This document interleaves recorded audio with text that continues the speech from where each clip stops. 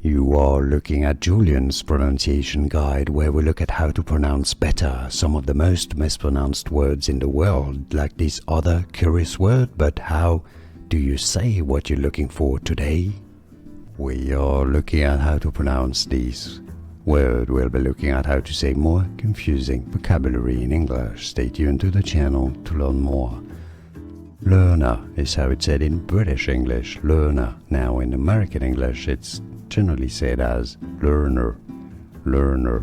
It's easy, and now you know. More videos for you here to learn more correct pronunciations. I'll see you there. Thanks for watching. Here are more videos on how to pronounce more confusing words and names too many mispronounced. Like this video if you found it useful. I appreciate your support. I'll see you soon, and thanks for watching.